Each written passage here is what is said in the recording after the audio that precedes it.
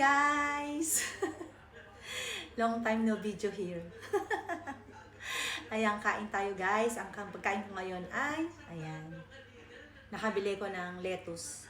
Ayan, medyo mura yung lettuce kaya nakabili tayo. And then, nilagyan ko siya ng corn, sweet corn. And then, yung favorite kong sesame dressing. And then, ayan, yung grapes. And then, toasted pan. Hot dog, tsaka sunny side eggs. Okay. Lagyan natin guys na to. Ito ano to eh. Apple and cream daw. Apple and cream. Lagyan natin guys.